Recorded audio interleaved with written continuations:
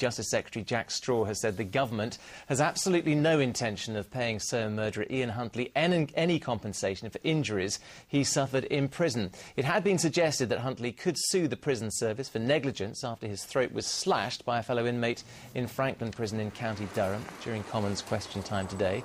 Jack Straw said any claim would be robustly and vigorously resisted. Huntley is serving 2 life sentences for murdering schoolgirls Holly Wells and Jessica Chapman. Kettering MP Philip Hollowbone has revealed that he was investigated by police following a complaint over his comments on women wearing the burqa. Last month, during a parliamentary debate, the MP said that wearing the burqa in public was the religious equivalent of going round with a paper bag over your head.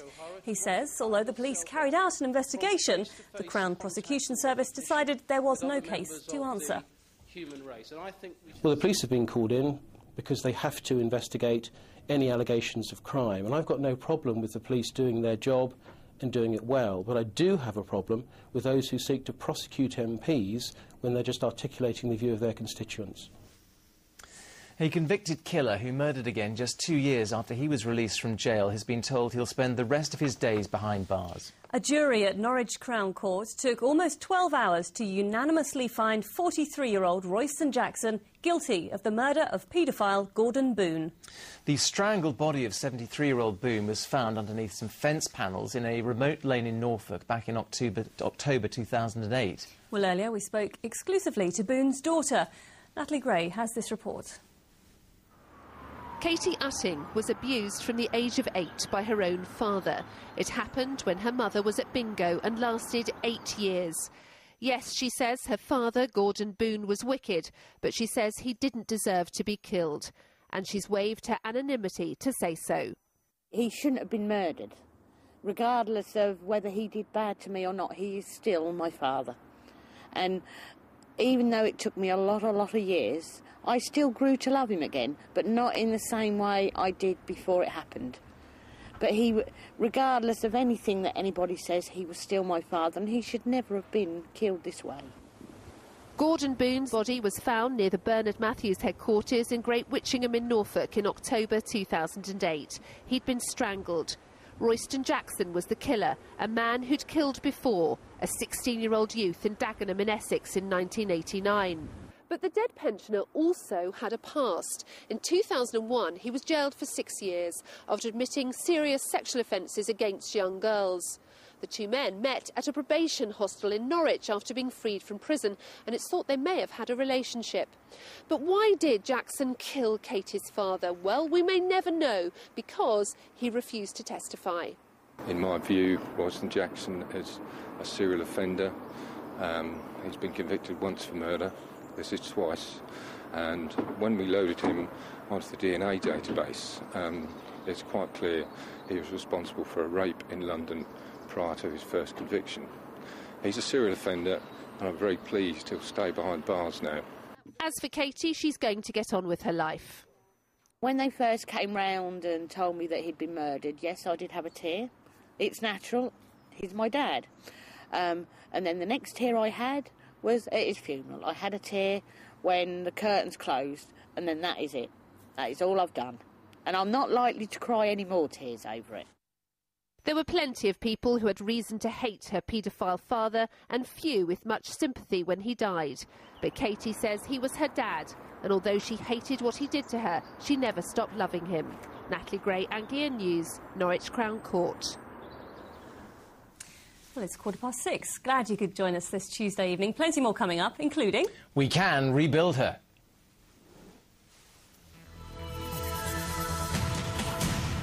Ruby's recovery. She's virtually a bionic dog. We'll tell you about the extraordinary efforts to rebuild her body after...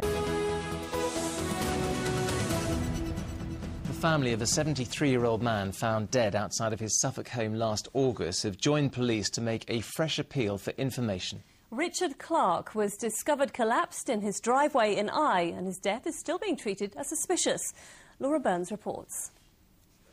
They're a family in desperate need of answers. Richard Clark's son Simon, his daughter Lisa and grandson Kane. They've been waiting since last August. Why someone would leave an old man to die slowly overnight in his driveway, I'm not sure. Whatever happened was in the heat of the moment. No real harm intended, but it ended oh so badly and unnecessarily. We are the family of a dead man and we want to know why he died. At around 7:15 on the evening of the 21st of August, Mr. Clark arrived home after picking up a Chinese takeaway. It's believed he was assaulted shortly afterwards. It's now 7 months since a pensioner was found here, collapsed on the driveway of his own home. He was taken to hospital but later died from a serious head injury. How and why remains unknown. A week after Mr. Clark's death, officers stopped scores of motorists travelling between Eye and Ockhold. They also knocked on the doors of around 250 homes in the hope of gathering information. A 42-year-old man was arrested on suspicion of murder, but he was released without charge. That area in August is very popular with dog walkers, people who are out walking. It was a lovely summer's evening. I think it was the weekend when the final Ashes test was being played. Those key times from about 7:15 to about 5 o'clock the following morning, we've still got a gap in knowledge. It's hoped today's appeal will help to fill some of those gaps, because as long as the investigation continues, so does this family's grief. Laura Burns, Anglia News, Eye in Suffolk. The House of Lords has approved plans to grant unitary status to Norwich City Council. The government wants City Hall to run all local services in Norwich instead of sharing them with the County Council. Last night, a Liberal Democrat move to reject the scheme failed by 118 votes to 54, but a vote calling for further government consultations was passed. Now, many of us have been complaining about the number of potholes that have popped up over the winter months. But spare a thought for one landlord in Brandon, near Thetford.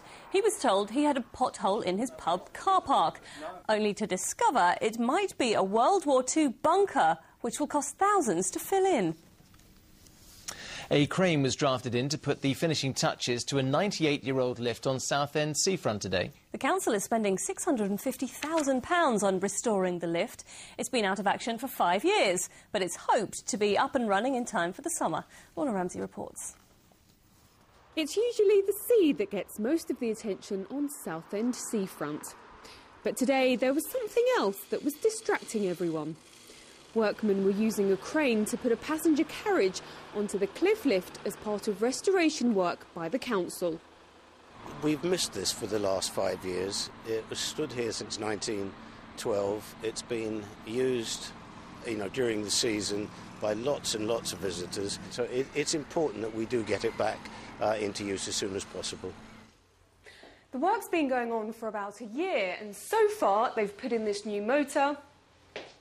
They've refurbished and repainted all the original steelwork. And they're going to put new ropes and brakes in a couple of weeks' time when this work is finished. This lift has stood here since 1912, and there are only 26 of them in the country. Although there's a more modern lift just up the road, many people in Southend are looking forward to getting the old one back. There's plenty of kids, in fact, who would never have ridden on it, and it will be quite an exciting thing for them. There's a set of stairs next to it. I mean, I know that not everyone can actually use them, but I just feel there's better things that the money can be used on. It's a good idea because people would actually remember something from way back, and it's a kind of recapture and part of history. It's hoped the lift will be ready for the Festival of the Air in May, so people can get to the top of these steps more easily and enjoy the show from here. Lorna Ramsey, Anglia News, Southend.